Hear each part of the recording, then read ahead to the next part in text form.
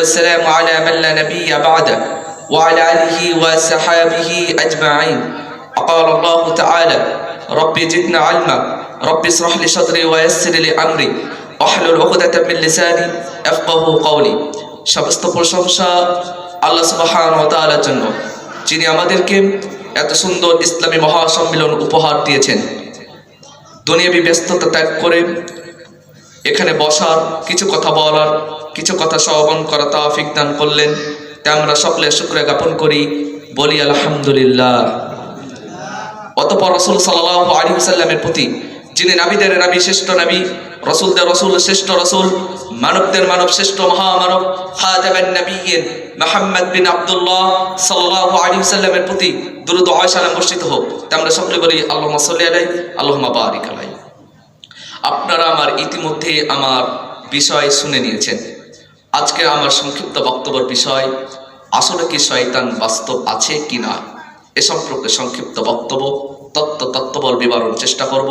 ওমা তাওফিকি ইল্লা বিল্লাহ, ইনশাআল্লাহ তাআক্কালতু ইলাইহি উনিব। 11তম ইসলামী মহাসম্মেলন সোনাপুর এলাকাবাসী, আহলে হাদিস আন্দোলন, বাংলাদেশ আহলে হাদিস যুব সংঘ এবং আহলে হাদিস জমিয়ত আহলে হাদিস মহিলা সংস্কার, আহলে হাদিস সোনামণি, সকলকে আমার আন্তরিক ভালোবাসা অভিনন্দন জানাচ্ছি। এবং আমার প্রাণপ্রিয় মুসলিম দিদি ভাইয়েরা এবং আরও রয়েছেন সম্মানিত ওস্তাদ, বড় বড় আলেমে দ্বীন, সকলকে আমার অন্তরস্থল থেকে অভিনন্দন ও ভালোবাসা। তো আমি ছোট মানুষ, আমার সংক্ষিপ্ত বক্তব্যের বিষয়, বক্তব্যের মাঝে কিছু বোঝাতে পারবো কিনা হয়তো জানি না, কিন্তু আমি বক্তব্য শুরুর আগে কিছু ফজিলতের কথা বলবো। সেই ফজিলতের কথাগুলো যদি মনোযোগ দিয়ে শোনা হয় তাহলে ইনশাআল্লাহ আল্লাহ সুবহানাহু ওয়া তাআলার কাছে আশাবাদী একটা না একটা উপকার করবই করবো ইনশাআল্লাহ। বলুন ইনশাআল্লাহ। সম্মানিত সুধী, আসলে এখানে দুঃখজনক সত্য হলো এটাই যে এখানে যদি একটা নর্তকী নিয়ে এসে গান করা হতো তাহলে কি সোনাপুরে কি মানুষ নেই? অবশ্যই আছে। 5-7টি গ্রাম থেকে গাড়ি ভাড়া হলো, এখানে মানুষের জায়গার অভাব হতো না, ঠিক না বেঠিক? কিন্তু ইসলামের ছায়াতলে আসতে মানুষকে কষ্ট লাগে। আর মানুষকে আসতে দেয়নি কে বলেন তো? শয়তান। এটা মানুষকে আসতে দেয়নি। এ সম্পর্কে ধারাবাহিক বক্তব্য হবে ইনশাআল্লাহ। আগে আসুন কিছু ফজিলতের কথা বলি। জেনারেল ছাত্র, জেনারেল স্টুডেন্ট, মূর্খ, অশিক্ষিত সকলেই বুঝতে পারবে যদি হাদিসগুলো শুনে মনোযোগ দিয়ে। আমার কথা যদি শুনতে হয় তাহলে মনোযোগ দিয়ে শুনতে হবে। আর আপনি যদি মনোযোগ দিয়ে না শুনেন, এসে বদাম খান, গল্প করেন, গুজব করেন, তাহলে আপনি সকালবেলায় বলবেন যে সাপাহার থেকে এক ছোট্ট বক্তা নিয়ে এসেছেন, কি যে বলে গেল বুঝতেই পারেনি। চায়ের দোকানে বসবেন আর গল্প করবেন আর গীবাত করবেন, ঠিক না ঠিক? যত দোষ হুজুরের। খায় বেশি হুজুর, হাঁটে বেশি হুজুর, একটু জোরে দৌড়ালো বলবে হুজুর দোষ, একটু কম হাঁটলো বলবে হুজুর খাইয়েছে বেশি হাঁটতে পারে না, মানে যত দোষ হুজুরের। আর আমরা যা আহলুল হাদিস হিসাবে দাবি করি, আমরা বক্তব্য বেশ করলে রাজনীতিকের কথা আমরা বলার সময় নেই। কোরআন এবং সুন্নাহর আলোকে আমরা কথা বলবো। আমাদের কোরআন এবং সুন্নাহর আলোকে যদি আমরা আসি, এই যে রয়েছেন, আসুন পবিত্র কোরআন ও সহিহ হাদিসের আলোকে জীবন গড়ি। এটা হচ্ছে আমাদের স্লোগান। তো সম্মানিত সুধী, বলছিলাম সর্বপ্রথম একটি হাদিস দিয়ে রাসূল সাল্লাল্লাহু আলাইহি ওয়াসাল্লাম তিনি বলছেন যে যেখানে আল্লাহ এবং আল্লাহ রসুলের কথা হয়, কোরআন এবং সুন্নাহর কথা হয়, সেখানে এসে যদি মানুষ বসে পড়ে, শুরু থেকে শেষ পর্যন্ত যদি বসে থাকে, ফিসসামা, সপ্তম আসমান থেকে আল্লাহ মালাকদেরকে বলেন, ফেরেশতা তারা কি আমার জাহান্নাম দেখেছে? তখন মালাকরা বলবে, লা, তারা আপনার জাহান্নাম দেখেনি। আল্লাহ বলবেন, তারা কি আমার জান্নাত দেখেছে? তখন বলবে, লা, আল্লাহ তোমার জান্নাত তো দেখেনি। তো তারা কি চায়? তারা জাহান্নাম থেকে জান্নাত চায়। তো ফেরেশতা তাদেরকে বলে দাও তারা যেন বাড়ি চলে যায়, কারণ তাদেরকে আমি আল্লাহ মাফ করে দিয়েছি। সুবহানাল্লাহ। মাফ তো করে দিয়েছি, যত গুনাহ করেছিল সমস্ত গুনাহগুলোকে নেকিতে পরিপূর্ণ করে দিয়েছি। সুবহানাল্লাহ। যদি এটা মুসলিম জাতি জানতো, তাহলে কি আজকে বাড়িতে বসে থাকতো? দোকানে বসে থাকতো? থাকতে পারতো না। এর কারণ হচ্ছে শয়তান তাদেরকে আসতে দেয়নি। মনে রাখবেন, শয়তান মানুষের প্রকাশীয় শত্রু। এবার আসুন, একটি হাদিস দিয়েছিলাম কি, আন আবি হুরায়রা রাদিয়াল্লাহু তাআলা আনহু قال أن النبي صلى الله عليه وسلم إذا أمنوا إمام, যখন ইমাম আমিন বলবে তখন তোমরা আমিন বলো। তামিনু তামিনাল মালাইকা, তোমাদের আমিন যদি মালাকদের সাথে মিলে যায়, গফিরা লাহুম মা তাকাদ্দামা মিন কুল্লি জামবি, তাহলে তোমাদের পূর্বের যত পাপ ছিল সমস্ত পাপগুলোকে আল্লাহ মাফ করে দেবে। সুবহানাল্লাহ। বলেন শিহাবা রাহিমাহুল্লাহ, তিনি বলছেন, আন আবি হুরায়রা রাদিয়াল্লাহু তাআলা আনহু, তিনি বলছেন, আমি যখন রাসূল সাল্লাল্লাহু আলাইহি সাল্লামের পিছনে সালাত আদায় করেছি তখন এমন ভাবে আমিন বলতাম যে মসজিদে নববী গুম গুম করে আওয়াজ হতো। এই হাদিস দ্বারা প্রমাণিত হয় যে জোরে করে আমিন বলা বিধান আছে, হাদিস আছে। সম্মানিত সাথী, বলছিলাম যে রাসূল সাল্লাল্লাহু আলাইহি সাল্লাম যখন আমিন বলতেন, সাহাবারাও কিন্তু আমিন বলতেন, আর তখন মসজিদ তখন গুম গুম করে আওয়াজ হতো। তখন আবু জাহেল, উতবা, সাইবা, মুগিরা এরা তখন থাপড়ি, ঢোল, থালি বাজা শুরু করতো। কেন? যেন আমিনের ব্যাঘাত ঘটে, যেন আমিনের ডিস্টার্ব হয়, এই কারণে তারা বাজতো। এই কারণে ইসলামে কিয়ামত পর্যন্ত থাপড়ি, ঢোল, থালি বাজা হারাম, হারাম, হারাম। বলছিলাম, একটা নিউজ দেখলাম যে একটা আলেম বলছেন যে আমি 15 বছর যাবৎ পর্যন্ত বুখারি দাস দিই, কিন্তু এ পর্যন্ত আমি বুখারিতে আমিন বলার হাদিস খুঁজে পাইনি।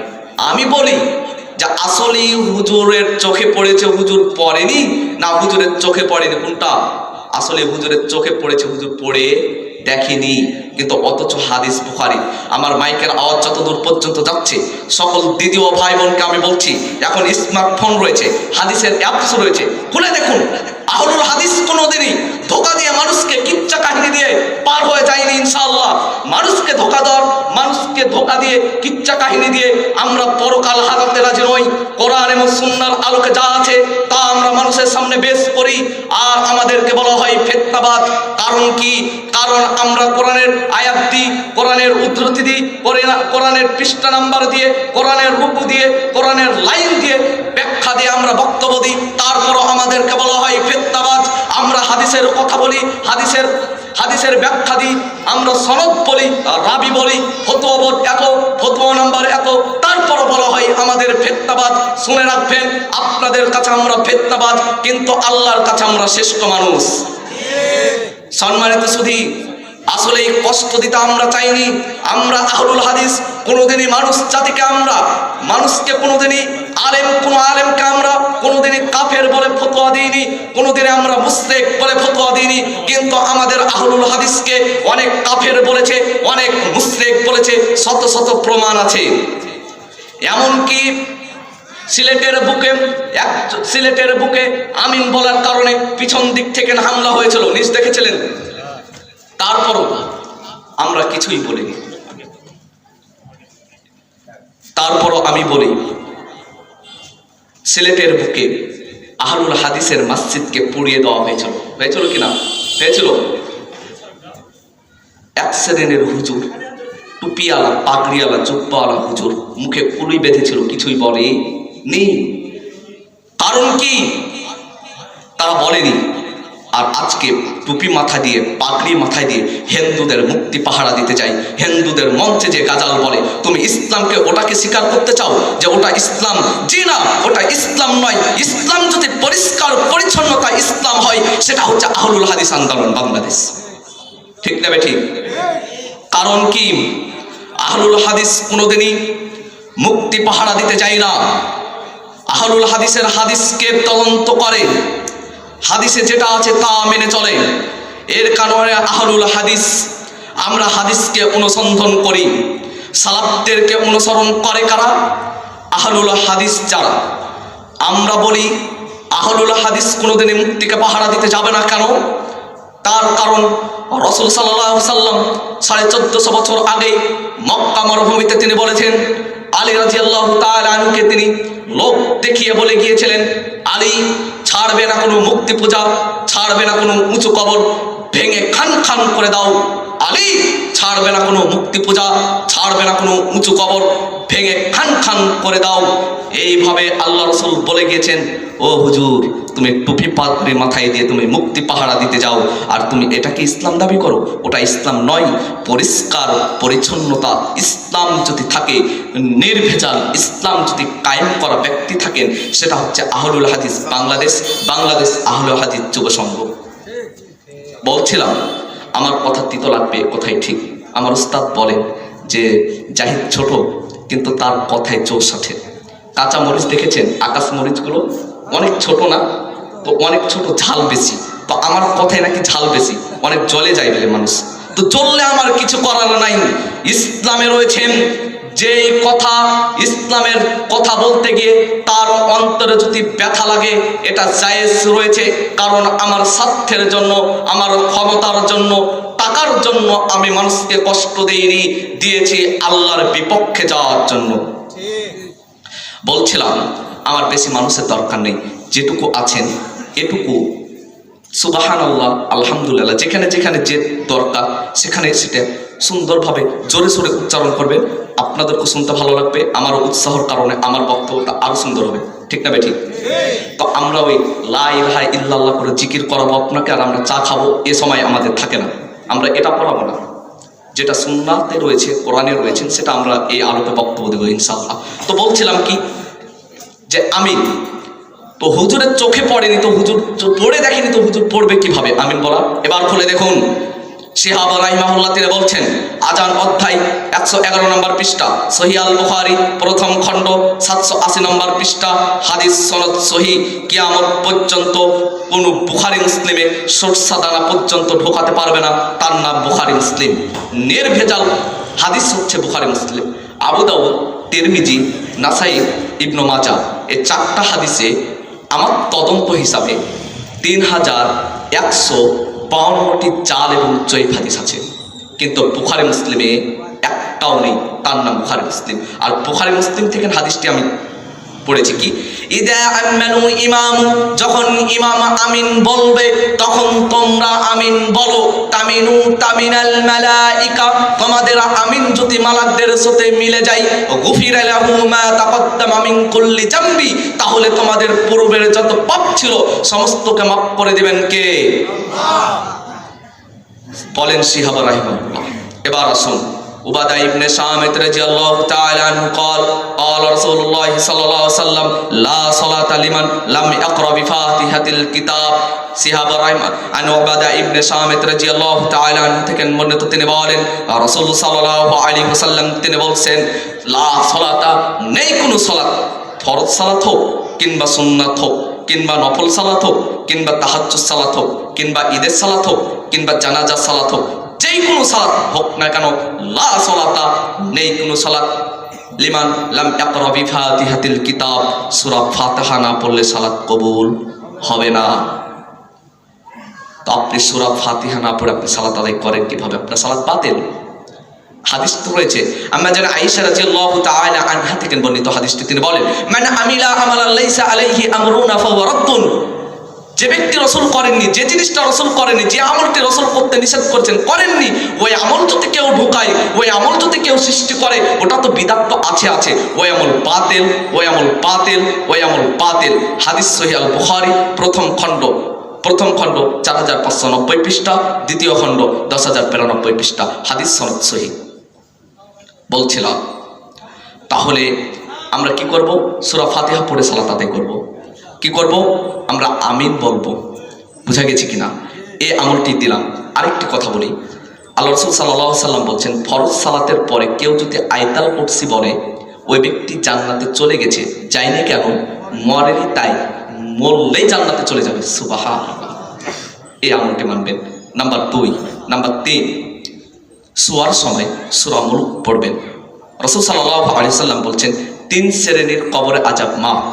নাম্বার 1, যে ব্যক্তি শুক্রবারে মৃত্যুবরণ করলে ওর কবরের আযাবকে মাফ করে দিবেন, বলেছেন কে? আল্লাহ সুবহানাহু ওয়া তাআলা। নাম্বার 2, শহীদ, যারা আল্লাহর রাস্তায় জিহাদ করতে যে শহীদ হয় ওই ব্যক্তির কবরের আযাবকে মাফ করে দিবেন, বলুন সুবহানাল্লাহ। কারণ কি? আরে ইসলামের পন্থে যখন মসজিদকে ভেঙে দেওয়া হয় তখন তুমি মাঠে নেমে পড়ো, পুলিশের বুলেটের আঘাত খেয়ে যদি তুমি মৃত্যুবরণ করো বিনা হিসাবে তুমি শহীদ, ফতোয়া দেওয়া লাগবে না। আর তুমি রাষ্ট্রের জন্য, ক্ষমতার জন্য, চাকরির জন্য তুমি রাস্তায় নেমে যখন বুলেটের আঘাত খেয়ে মারা যাও, ফতোয়া দেওয়া কি এত সহজ? তোমার জান্নাতে, তোমার বাপ জান্নাত খুলে বসে রয়েছে, শহীদ হওয়া কি মুখের কথা নাকি? শহীদ এত সহজ নয়। শহীদ হতে গেলে আল্লাহ ভিত্তি হতে হয়। নামাজ পড়বে না, সালাত আদায় করবে না, গাঁজা খাবে, মদ খাবে, আর পুলিশের বুলেট খেয়ে মারা গেলে শহীদ হিসাবে ফতোয়া দিলে খালি শহীদ হয়ে যায়? এত সহজ নাই। সম্মানিত সুধী, এবার আপনাকে বলি নাম্বার 3, যে পেট ব্যথায় মৃত্যুবরণ করে ওই ব্যক্তির কবরের আযাবকে মাফ করে দিবেন, আল্লাহ সুবহানাহু ওয়া তাআলা বলেন।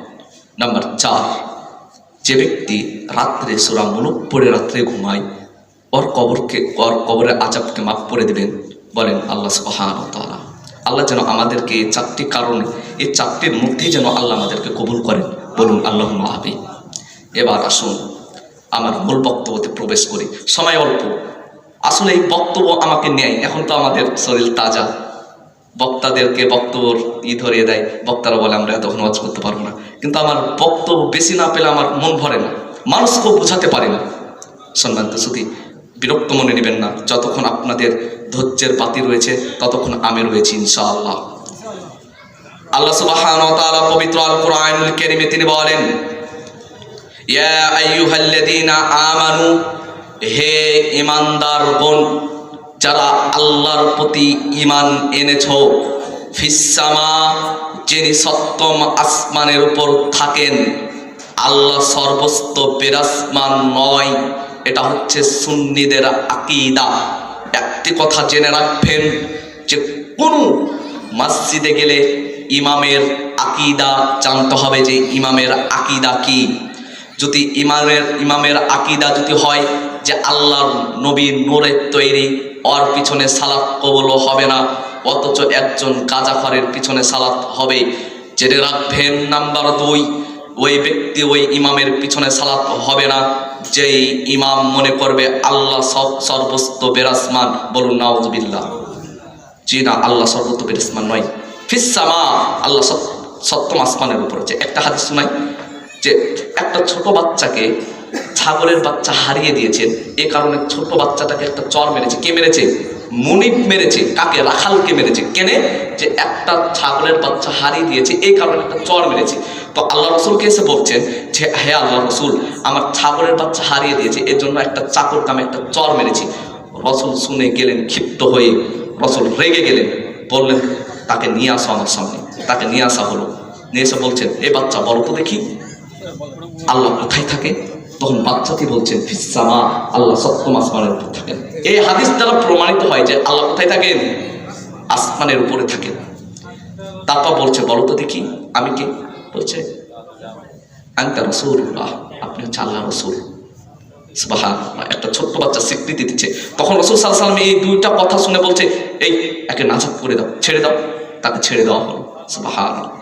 ইসলাম এটা চাই না যে একজন রাখালকে কষ্ট দেওয়া, মার দেওয়া, কিন্তু আপনি পাগড়ি মাথায় দিয়ে কিভাবে আপনি একজন মুসলিমকে কাফের বলে ফতোয়া দিতে পারেন?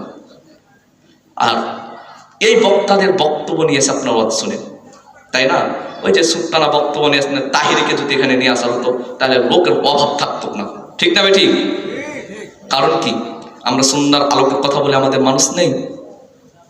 যে মানুষ এসেছেন এটাই আমি খুশি, কারণ এটিকে আল্লাহ কবুল করেছেন।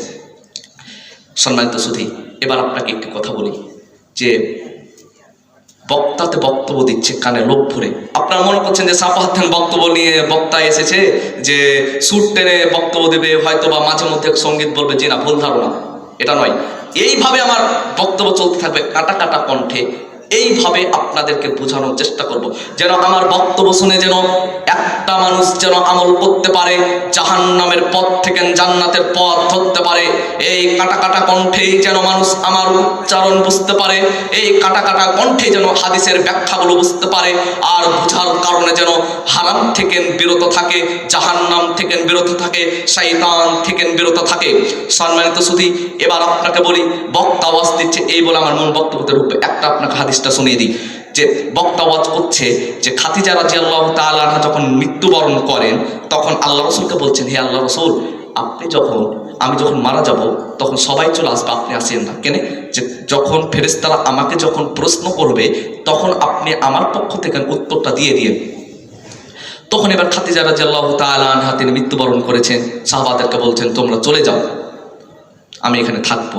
তিনি আছেন ফিসামা, সপ্তম আসমান থেকে আল্লাহ বলছেন মুহাম্মদ তুমিও চলে যাও, খাদিজার পক্ষ থেকে উত্তরটা আমি দিয়ে দেব। আবার সুবহানাল্লাহ বলছে, পচা গান্দা একবারে ভণ্ডমি কথা, এর কোনো হাদিসই নেই। আপনাকে একটু ব্যাখ্যা দিয়ে বুঝাই তাহলে বুঝতে পারবেন হাদিসটা। যে খাদিজা রাদিয়াল্লাহু তাআলা মারা গেছেন, আচ্ছা ঠিক আছে, তো খাদিজা রাদিয়াল্লাহু তাআলা আনহার পক্ষ থেকে উত্তরটা দেবে ফার্স্টে মুহাম্মদ সাল্লাল্লাহু আলাইহি সাল্লাম উত্তর দিবে, বললেন না? তো এবার যদি মালাকরা প্রশ্ন করে মার রব্বুকা, তোমার রবকে, তো মুহাম্মদ বলতে পারেন ফিসামা, আমার সপ্তম আসমানের উপর যিনি আছেন। আচ্ছা বলো তো তোমার দিন কি? তো বলবে দিন আল ইসলাম, আমার দিন ইসলাম। বলো তো দেখি এই ব্যক্তিটাকে, তখন বলবে আমি নবী মুহাম্মদ সাল্লাল্লাহু আলাইহি সাল্লাম। তাও মানা যায়, তাও বলে না, বলছে আল্লাহ উত্তর দিবেন মুহাম্মদ তুমিও চলে যাও, তোমার পক্ষ থেকে খাদিজার পক্ষ থেকে উত্তরটা আমি দেবো। তখন লাগছে সুবহানাল্লাহ বলতে। আপনি কি একটু বুঝতে পেরেছেন? এবার আপনাকে বুঝিয়ে দিই যে আমি অসুস্থ, আমি এসএসসি পরীক্ষার্থী, আমি অসুস্থ হয়েছি, তো আপনি আমার পাল্টায় পরীক্ষা দিতে গিয়েছেন, তো আমাকে যে কোশ্চিনটা দিবে আপনাকে তো সেটা দিবে নাকি? না আপনি পাল্টা গিয়েছেন সে আপনাকে অন্যটা দিবে? যে না ওটাই দিবে। তো আল্লাহকে তো ওটাই প্রশ্ন করবে নাকি? আল্লাহকে যদি প্রশ্ন করে যে মার রবকে, তোমার রবকে, তখন ওই আল্লাহ তার কোন সত্তাকে বলবেন যে আমার রব কোন? বলুন নাউজুবিল্লাহ। আল্লাহ এক না অদ্বিতীয়? এক না দুটা? তাহলে ওই ভণ্ড বক্তব্য দিচ্ছেন, তাহলে এই প্রশ্নের ব্যাখ্যা করলে কি হয়? আল্লাহ দুইটা হয়। অথচ ওই আলেম গাজাখোরে এসে বক্তব্য দিচ্ছে আর শ্রোতা শুনছে, লাখ লাখ শ্রোতা, আর বলছে এই হুজুর বক্তব্য দিচ্ছে কয়টা মানুষ বে? তোর বক্তব্য তাহার এই আলেমের বক্তব্য দেখছি মানুষ কত? তোর মানুষ লেতে জান্নাত চাইছে। বলেন তো দেখি, জান্নাতের 1000-এর মধ্যে কয়জন যাবে জান্নাতে? একজন? হ্যাঁ, আপনারা ভুল কথা বলছেন। বলেন তো কয়জন? একটা, মোটটি একটা। 1000 মানুষের মধ্যে একটা যাবে জান্নাত, আর 999 যাবে জাহান্নাম। তাহলে ওই বেশি অর্ধেকটাকে এটা মনে কাতেন। ও যুবক, তোমাকে বলতে চাই, এই যে বলে না যে এই হুজুরের রাখতে দিয়ে জাহান্নাম উদ্বোধন, জি না, আপনার ভুল ধারণা। আমাদেরকে নিয়ে জাহান্নাম উদ্বোধন হবে না, মুহাম্মদ সাল্লাল্লাহু আলাইহি সাল্লামকে দিয়ে জান্নাত উদ্বোধন হবে, আর এই শ্রেণীর হুজুরগুলোকে দিয়ে জাহান্নাম উদ্বোধন হবে। বুঝতে পেরেছেন কিনা? তারপর আপনাকে বলি, এখন ইবলিস শয়তান বাংলাদেশে নাই, ইবলিস শয়তান আটলান্টিক মহাসাগরে ঘুমিয়ে আছে, আর এই পাগড়িওয়ালা টুপিওয়ালা হুজুরেরা এই শয়তানের কাজ করছে। সম্মানিত সুধী, এবার আসি আপনাকে, আল্লাহ সুবহানাহু ওয়া তাআলা পবিত্র আল কোরআনুল কারীমে বলছেন 2 নম্বর পারা 11 নম্বর পৃষ্ঠা, আল্লাহ সুবহানাহু ওয়া তাআলা বলছেন ইয়া আইয়ুহাল্লাযীনা আমানু, হে ঈমানদারগণ, যারা আল্লাহর প্রতি ঈমান এনেছো, যারা ফিস সামা, সপ্তম আসমানের উপর আছেন, ওই আল্লাহকে বিশ্বাস করেছেন। এখানে আল্লাহ নাস শব্দ ব্যবহার করেননি। আল্লাহ যদি বলতেন ইয়া আইয়ুহান নাস, হে পৃথিবীর সকল মানুষ, হিন্দু, খ্রিস্টান, বৌদ্ধ, সাঁওতাল, মণিপুরি, চাকমা, যত মানুষ আছেন সকলকে ডাক দিয়ে বলতেন, কিন্তু এটা বলেননি। আল্লাহ বলছেন ইয়া আইয়ুহাল্লাযীনা আমানু, হে ঈমানদারগণ, যারা আল্লাহর প্রতি ঈমান এনেছো, তাদেরকে ডাক দিয়ে বলছেন ইয়া আইয়ুহাল্লাযীনা আমানু দুখুলু ফিস সিলমি কাফা ওয়া লা তাত্তাবিউ খুতুওয়াতিশ শাইতান ইন্নাহু লাকুম আদুব্বুম মুবিন। জেনে রাখো পৃথিবীর মানুষ, নিশ্চয়ই শয়তান মানুষের প্রকাশীয় শত্রু। জেনে রাখো শয়তান কোনো কাল্পনিক জিনিসের নাম নয়, কোনো রূপকথা গল্পর জিনিসের নাম নয়, কোনো সিনেমার জিনিসের নাম নয়। শয়তান বাস্তব আছে, কাল্পনিক নয়। শয়তান বাস্তব আছে, কাল্পনিক নয়। কাল কিয়ামতের ময়দানে কেউ উপকারও হতে পারে, কেউ বেঁচেও যেতে পারে, কেউ বিপদে পড়তে পারে। তার মূল ভিত্তি হচ্ছে কোরআন। যে কোরআনের পথে চলেছে, যে কোরআনকে মেনেছে, তেই কাল কিয়ামতের ময়দানে ওই ব্যক্তি হবে উপকৃত। এবং যে কোরআনের পথে চলেনি, কোরআনকে মানেনি, ওই হবে কাল কিয়ামতের ময়দানে ক্ষতিগ্রস্ত। বলছিলাম পবিত্র আল কোরআনুল কারীমে প্রত্যেকটা জিনিসে আল্লাহ এবং আল্লাহ রাসূল শিখিয়ে দিয়েছেন প্রত্যেকটা কাজের শুরুতে বলতে হবে বিসমিল্লাহ। আপনি পোশাক পরিধান করুন, বলুন বিসমিল্লাহ। ভাত খাওয়ার শুরুতে, খাবার খাওয়ার শুরুতে পড়ুন বিসমিল্লাহ। পশু জবাই করার শুরুতে পড়ুন বিসমিল্লাহ। কোন যানবাহনে চড়ছেন সর্বপ্রথম বলুন বিসমিল্লাহ। সর্বপ্রথম বলতে হবে বিসমিল্লাহ। বাথরুমে প্রবেশ করলে বলতে হবে বিসমিল্লাহ। প্রত্যেকটা কাজের শুরুতে বলতে হবে বিসমিল্লাহ। পানি খাওয়ার শুরুতে বলতে হবে বিসমিল্লাহ। একটু দাঁড়ান, এখানে আরেকটি ফতোয়া দিয়ে দিই। পানি খেতে গেলে 5টা কারণ লাগে। কয়টা? 5টা। এই জিনিসটা বাড়ি পর্যন্ত নিয়ে যাবেন। আর একটি কথা, যে আমি কিন্তু বক্তব্য শেষে প্রশ্ন করব, যে উত্তর দিতে পারবে তাকে আমার পক্ষ থেকে পুরস্কার দেওয়া হবে ইনশাআল্লাহ। মনে রাখবেন, তাহলে মনোযোগ দিয়ে শুনতে হবে। পুরস্কার নিতে চাইলে মনোযোগ দিয়ে শুনতে হবে। আমি 1 টাকা যদি আপনাকে পুরস্কার দিই, তাহলে তো আপনার 1 টাকা বেশি নয়, ওটা মনে হবে 1 লাখ টাকা। ঠিক না বেঠিক? তো মনোযোগ দিয়ে শুনবেন এবং বাড়ি পর্যন্ত নিয়ে যাবেন। স্ত্রী, ছেলে মেয়েকে সকলকে বলবেন কথাটি। পানি খেতে গেলে 5টা কারণ লাগে। 1 গিলাস পানি খেতে গেলে 5টা কারণ লাগে। নাম্বার 1, ডান হাতে ধরতে হবে। নাম্বার 2, বসে পড়তে হবে। নাম্বার 3, বিসমিল্লাহ বলতে হবে। নাম্বার 4, 3 নিঃশ্বাসে খেতে হবে।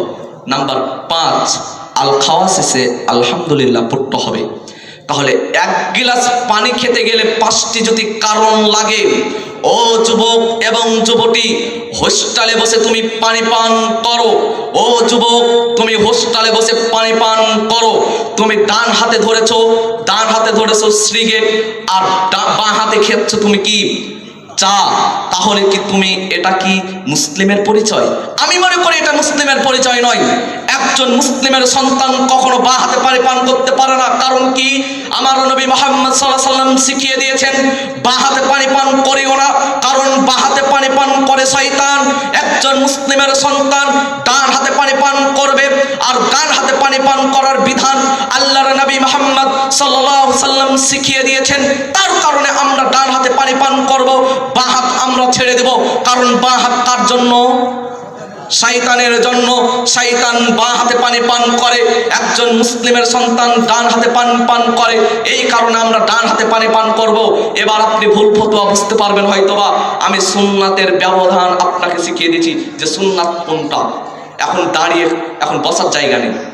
অনেক জায়গায় দেখা যায় না যে বসার জায়গা নেই, দাঁড়িয়ে পানি পান করবেন। 3 নিঃশ্বাসে আমরা খাইনি, অনেক পিপাসা লেগেছে, 2 নিঃশ্বাসে খেয়েছি বা 1 নিঃশ্বাসে খেয়ে নিয়েছি। এই কারণে হারাম, বিদআত, শিরক এগুলো আমি বলিনি।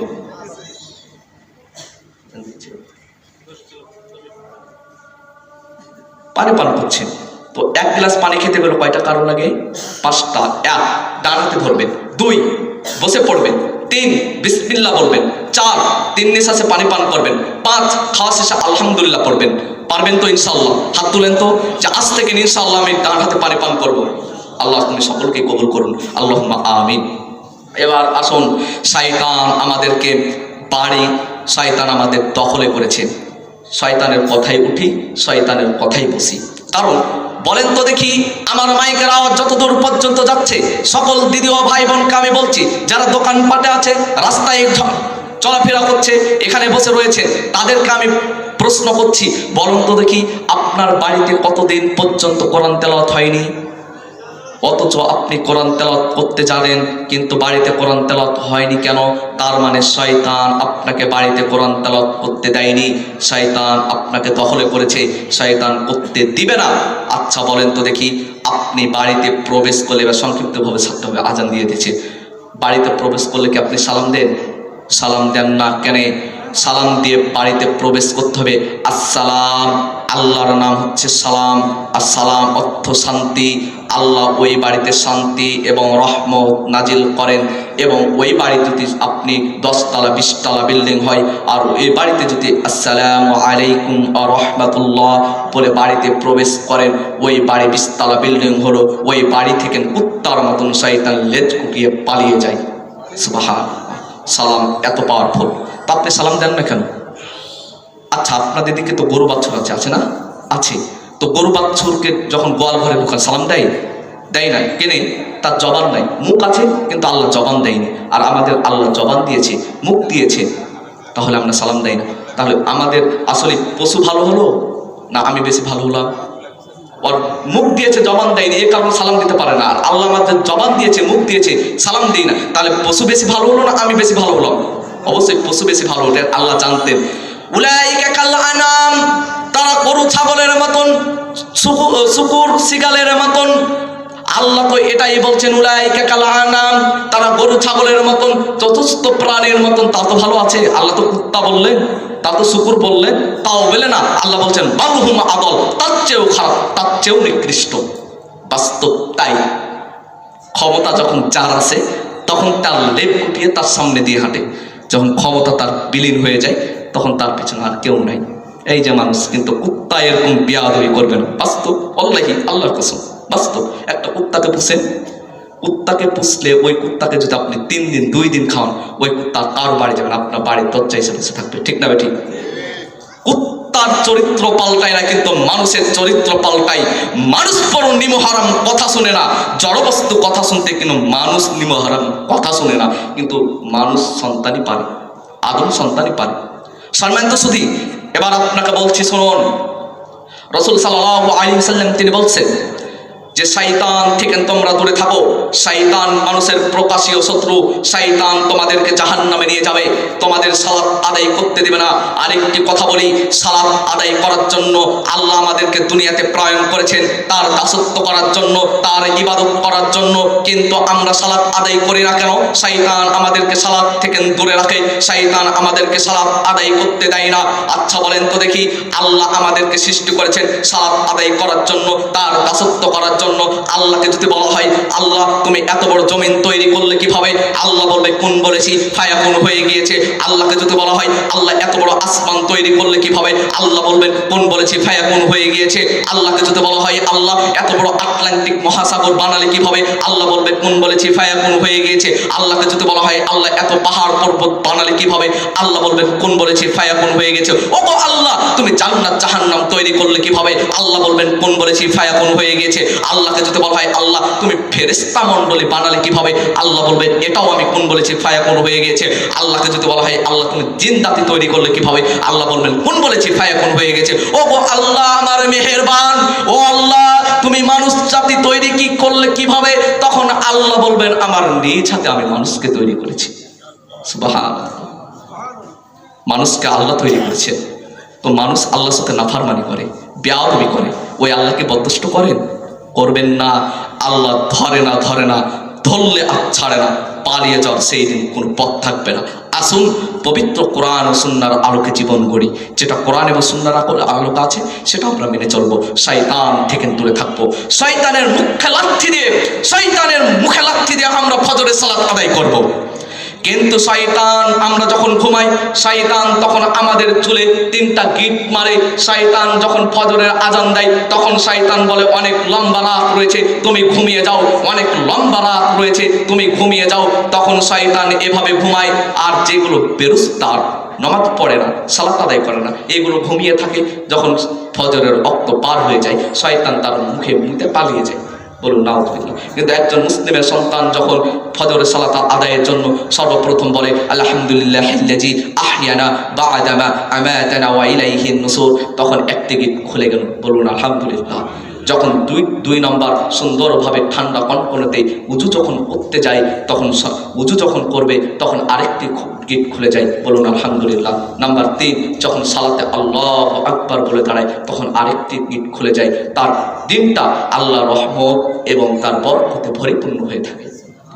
আল্লাহ তাকে সব সময় সর্বদাই তাকে ক্ষতিগ্রস্ত থেকে, বিপদ থেকে আল্লাহ তাকে হেফাজত করেন। সুবহানাল্লাহ। আপনি তো বলছেন তাহলে ওই তো বেঁচে আছে, ওই কেমন করে আছে? ওই যে যেভাবে হিন্দু খ্রিস্টান বেঁচে থাকে রিজিক পায় তেমন ওইও আছে ওইভাবে। বুঝতে পেরেছেন কিনা? তাহলে শয়তান আমাদেরকে সালাত আদায় করতে দিবে না। শয়তান সম্পর্কে অনেক বক্তব্য আছে, আপনাকে সংক্ষিপ্তভাবে ছাড়ার চেষ্টা করছি, সময় শেষ হয়ে গিয়েছে। এবার আপনাকে আরেকটি কথা বলে আমি ছেড়ে দেবো। উযু, আমরা যে ঠান্ডা কনকনে তো উযু করছি, এর প্রতিমা কি? আল্লাহ কি আমাদেরকে দিবেন না?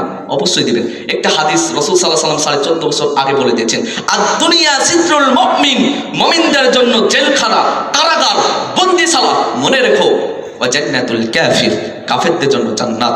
ও মুসলিম, তুমি জেনে রাখো, তুমি নিরাশ হয়ো না, তোমার জন্য আল্লাহ সুন্দর একটি জান্নাতি ঘর নির্মাণ করেছেন। যুবক, তুমি শোনো, সুন্দরভাবে উযু করছো। আমরা জানি আয়েশা রাদিয়াল্লাহু তাআলা আনহা তিনি বলছেন, ও আল্লাহর রাসূল, আপনি কাল কিয়ামতের ময়দানে হাজার হাজার মানুষ থাকবে, লাখ লাখ মানুষ থাকবে, কিভাবে আপনার উম্মতকে চিনতে পারবেন?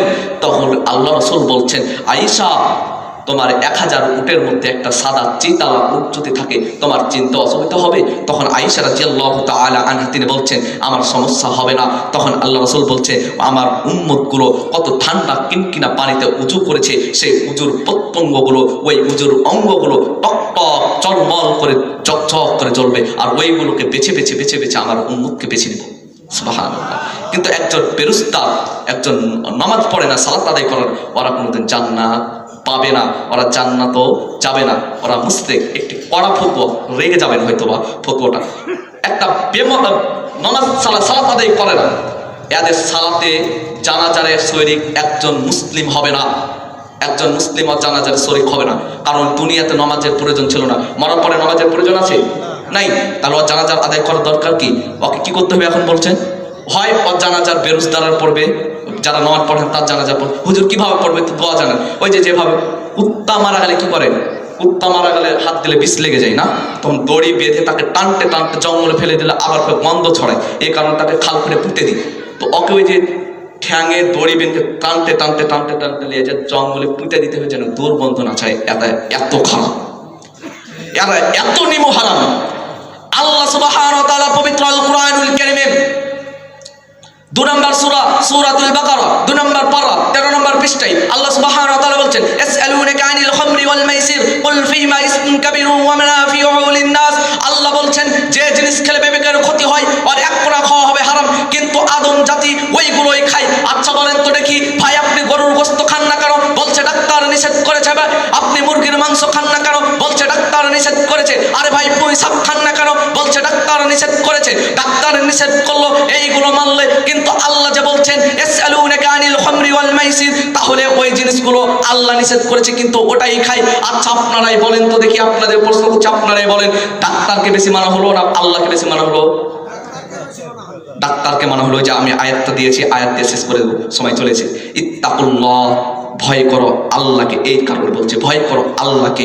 ওয়ালা তামুতুন্না, ভয় করার মতন ভয় করো, ইল্লা ওয়া আনতুম মুসলিমুন, মুসলিম না হয়ে তুমি কবরে আসিও না। আমি কোরআনের আয়াতকে বক্তব্য দিচ্ছি, ভণ্ডবি কথা বলিনি। এই যে বললাম না, টানতে টানতে দিয়ে আসবে মুসলিম নয়। মানে এই যে আল্লাহ বলছেন, ওয়ালা তামুতুন্না ইল্লা আনতুম মুসলিম, তুমি মুসলিম নয়, মুসলিম হয়ে কবরে আসো। বুঝতে পেরেছেন কিনা? সম্মানিত সুধী, এখানে আমার সংক্ষিপ্ত সময় এখানে আমি শেষ করছি। বক্তব্যের মাঝে কোনো যদি ভুল ত্রুটি থাকে তাহলে আপনারা অবশ্যই আমাকে ক্ষমার দৃষ্টি দেখবেন এবং আমার জন্য দোয়া করবেন। আল্লাহ যেন আমাকে দিনের খাদেম হিসাবে কবুল করুন। সকলে বলি আল্লাহুম্মা আমিন। এই ইসলামী মহাসম্মেলনকে যারা বুদ্ধি, মেধা, পরামর্শ, টাকা পয়সা দিয়ে, অর্থ দিয়ে সহযোগিতা করেছে, আল্লাহ যেন সকলকে আল্লাহ যেন কবুল করেন। সকলে বলি আল্লাহুম্মা আমিন। ওস্তাদেরকে যেন, যারা দিনের খেদমত করছে তাদেরকে যেন কবুল করেন। বলুন আল্লাহুম্মা আমিন। সকলকে যেন, আপনাদেরকে যেন সকলকে কবুল করুন। বললো আল্লাহুম্মা আমিন। আহলে হাদিস বাংলাদেশ আহলে হাদিস যুব সংঘকে যেন আল্লাহ জান্নাতের ওসিলা হিসাবে কবুল করে নেন। সকলে বলি আল্লাহুম্মা আমিন। এ বলে আমার সংক্ষিপ্ত বক্তব্য শেষ করছি। সুবহানাকা আল্লাহুম্মা ওয়া বিহামদিকা আশহাদু আল্লা ইলাহা ইল্লা আনতা আস্তাগফিরুকা ওয়া আতুবু ইলাইক। ওয়াসসালামু আলাইকুম ওয়া রাহমাতুল্লাহি ওয়া বারাকাতুহু।